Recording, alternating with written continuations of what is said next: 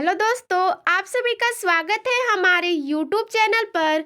तो दोस्तों, आज हम लोग कक्षा 6 का महान व्यक्तित्व पढ़ेंगे। आज हम लोग पाठ 37 पढ़ेंगे। हमारे पाठ का नाम है पंडित दीनदयाल उपाध्याय। तो आज हम लोग इस पाठ से कुछ अभ्यास प्रश्न देखेंगे। चलिए दोस्तों, अभ्यास प्रश्न को देखते हैं। पहला प्रश्न है, पंडित दीनदयाल उपाध्याय को बचपन में किन कठिनाइयों का सामना करना पड़ा? तो इसका उत्तर हो जाएगा, पंडित दीनदयाल उपाध्याय जब 2.5 वर्ष के थे तो उनके पिता का देहांत हो गया। उनके पिता रेल कर्मचारी थे।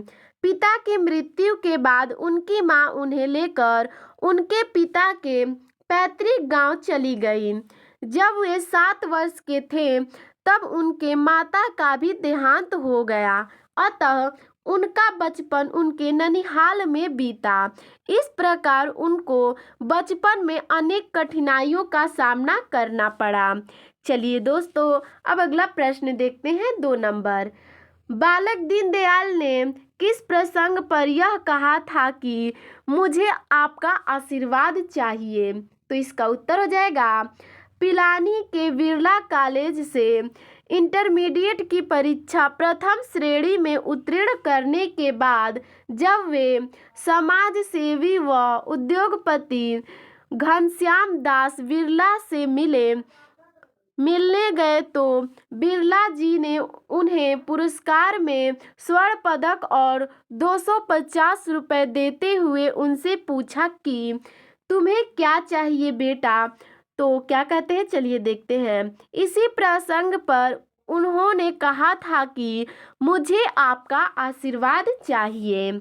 तो चलिए दोस्तों, अब अगला प्रश्न देखते हैं 3 नंबर।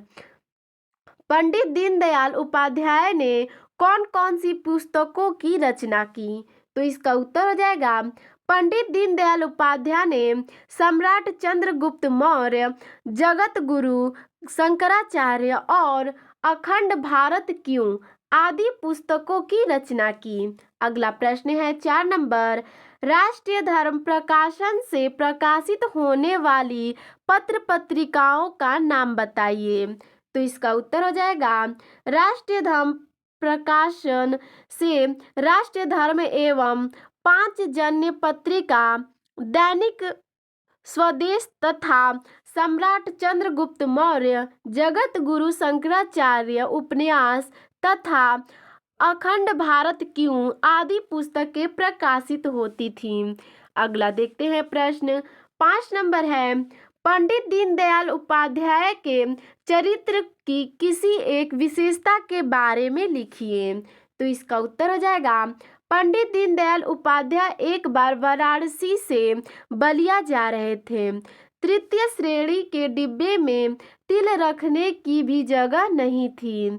कार्यकर्ताओं ने उनका बिस्तर द्वितीय श्रेणी में लगा दिया। बलिया पहुंचने पर उन्होंने दोनों श्रेणियों के किराए का अंतर स्टेशन मास्टर के पास जमा करा दिया। चलिए अगला प्रश्न देखते हैं 6 नंबर। एकात्म मानववाद से राष्ट्र की उन्नति कैसे होगी, स्पष्ट कीजिए। तो इसका उत्तर हो जाएगा, पंडित दीनदयाल उपाध्याय एकात्म मानववाद के प्रवर्तक थे। एकात्म मानववाद का अर्थ है सबके लिए एक समान धर्म अर्थात मानव धर्म, जहां मनुष्यों में कोई भेदभाव न हो।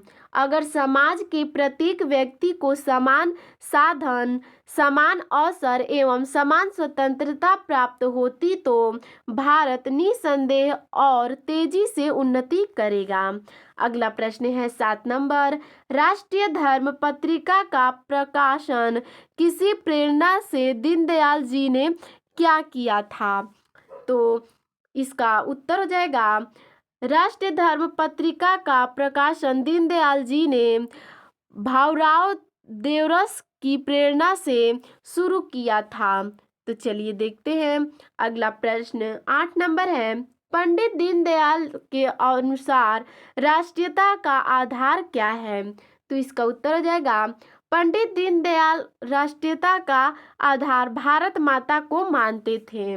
अगला प्रश्न है 9 नंबर, पंडित दीनदयाल जी के अनुसार एकात्म मानववाद क्या है? तो इसका उत्तर हो जाएगा, पंडित दीनदयाल के अनुसार एकात्म मानववाद का अर्थ है जहां विविध संस्कृतियां विकसित हो रही हो और एक ऐसे मानव धर्म का सृजन हो जिसमें समाज के प्रत्येक व्यक्ति को समान समय, अवसर और स्वतंत्रता प्राप्त हो। तो दोस्तों, आपको हमारा यह वीडियो कैसा लगा हमें कमेंट में जरूर बताइएगा। धन्यवाद।